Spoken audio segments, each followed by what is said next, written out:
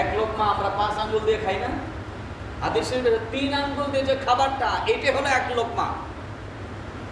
আমরা এই 5 আঙ্গুল দিয়ে খাওয়ার কারণে আমাদের কার্বোহাইড্রেট পেটের ভিতরে জমা হয়ে ভুঁড়ি মোটা হওয়া শুরু হয়। অথচ রাসূল করিম সাল্লাল্লাহু আলাইহি ওয়াসাল্লামের সুন্নাত দেখেন, 3 আঙ্গুল দিয়ে খাইলে অল্প খাবার মুখে যাবে, এটা পরিপূর্ণ চাবায় যখন খাবেন তাহলে আপনার ডায়াবেটিস রোগ আর হবে না। সুবহানাল্লাহ। আমরা 3 আঙ্গুল দিয়ে যদি খাই, এটা 1 প্লেট ভাত খেতে কয় ঘন্টা লাগবে ভাই? তা বলেন। আমরা তো চাই 2 মিনিটের জন্য আমাদের খাওয়া শেষ হয়। এত সময় নিয়ে তো ভাত খাওয়ার সুযোগ নাই। সময়ের মূল্য আমরা কিছু কিছু জায়গায় খুব বুঝি, কিন্তু বাজারে যখন আড্ডা দেয় ঘন্টাকে ঘন্টা, ওইখানে সময়ের মূল্য বুঝি না। ভুল বললাম ভাই? আপনাদের মন মরা কেন? গরমে কি মন মরে গেছে নাকি? তো আল্লাহর হাবিব প্রথমে বললেন আকলুল হালাল। নাজাত যদি পাইতে চাও, প্রথম নাম্বার হলো হালাল খাদ্য খাও। কি খাদ্য? হালাল খাদ্য। আর রাসূল করিম সাল্লাল্লাহু আলাইহি ওয়াসাল্লাম বললেন, যে ব্যক্তি 1 লোকমা পরিমাণ হারাম খাদ্য খাইলো, তার 40 দিন আল্লাহর কাছে দোয়া করলে দোয়া কবুল হবে না। 1 লোকমা কতটুকু? এই 3 আঙ্গুলে যতটুকু খাবার উঠে, এতটুকুকে যদি 1 লোকমা বলা হয়, তাহলে 5 আঙ্গুল দিয়ে আমরা যতটুকু উঠাই, এটা তো কয়েক লোকমা খাবার একবারে খাই। 40 দিন পর্যন্ত যদি 1 লোকমায় দোয়া কবুল না হয়, যেই লোকটা দৈনন্দিন খায় সারা জীবন দোয়া কবুল হবে? ভুল বললাম নাকি ভাই আপনার? ঠিক। সারা জীবন দোয়া করলে কবুল হবে না। শুধু দোয়া নয়, আল্লাহর হাবিব বলেছেন, কেউ যদি 1 লোকমা পরিমাণ খাবার খায়, 40 দিন পর্যন্ত তার ইবাদত আল্লাহর কাছে কবুল হবে না। তাহলে চিন্তা করে দেখেন ভাই, আপনি আমি সমাজে চলতে গিয়ে, নেতৃত্ব দিতে গিয়ে, জনগণের টাকা, কালবাটের টাকা, রিলিফের টাকা, আরও যত টাকা আছে সব যদি চাবায় খাই, তাহলে আপনার দেহটা হারাম খাদ্য দিয়ে তৈরি হইল। আর হারাম খাদ্য দিয়ে তৈরি হওয়ার কারণে আপনার ইবাদতও কবুল হবে না। ইবাদত যদি কবুল না হয়, তাহলে ওই লোক কোটি কোটি টাকা দান করলো, হাজার হাজার টাকা দান করলো, লক্ষ লক্ষ টাকা দান করলো, দান কবুল হবে? সুনান আবি দাউদের হাদিসে আরেকটা হাদিস বলি আপনাদেরকে। ইমাম আবু সুলাইমান আবু দাউদ রাহমাতুল্লাহি আলাইহি তার আবু দাউদ শরীফের ভিতরে হাদিসটা উল্লেখ করেছেন। আল্লাহর হাবিব বলেছেন, লা তুকবালু সালাতু বিগাইরি তুহুর।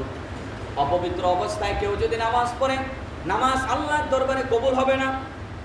ঠিক এরকম ভাবে ওয়ালা সাদাকা ইল্লা মিন গুলুল। অপবিত্র সম্পদ, হারাম সম্পদ যদি আল্লাহর রাস্তায় দান করে, এটাও কবুল হবে না। আমরা বুঝি, শুনি, কিন্তু কাজের ক্ষেত্রে টাকা দেখলে হুঁশ থাকে। ভুল বললাম ভাই? টাকা দেখলে তখন আর হুঁশ থাকে না, আমাদের ওইখানে হুঁশ হারায় ফেলি।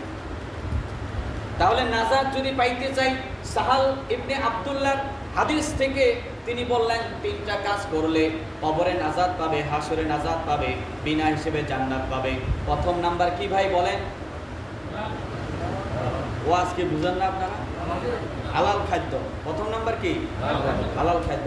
ঘুমাইতেছেন আপনারা? কে কে ঘুমান হাত তুলে? মোটামুটি সজাগ আছেন তো? তাহলে 1 নাম্বার হলো হালাল খাদ্য খাওয়া। 1 নাম্বার কি ভাই?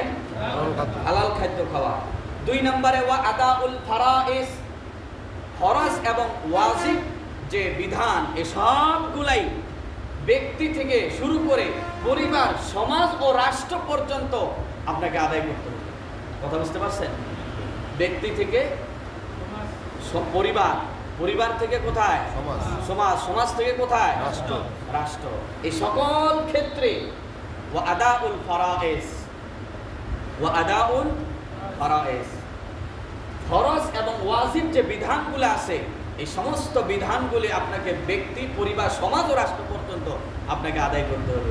আমরা ব্যক্তি জীবনে আদায় করলো, পারিবারিক জীবনে আদায় করলো, সামাজিক জীবন এবং রাষ্ট্রীয় জীবনে আমরা আদায় করি না।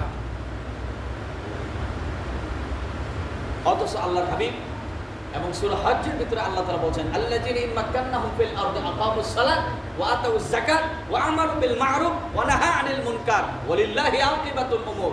ওই জায়গায় আমরা নাই, আছি না? ওই জায়গায় আমরা নাই। আমরা এইদিকে ঠিক আছে, ব্যক্তি মনে করি আমরা নিজে নামাজ কালাম পড়ব, ব্যাস আমি জান্নাতে চলে যাবো। এত সহজ মনে করছেন ভাই? এত সহজ? নামাজ কালাম দিয়ে যদি জান্নাতে যাওয়া যায়, আব্দুল্লাহ ইবনে উবাই ইবনে সলুল জান্নাতের সভাপতি পাবে সে।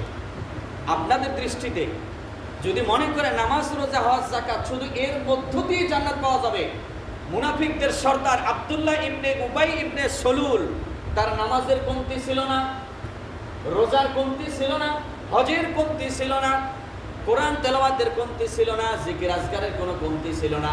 কিন্তু কোরআন রাষ্ট্র জীবনে প্রতিষ্ঠিত হোক এই জায়গায় বিরোধিতা করার কারণে আল্লাহর পক্ষ থেকে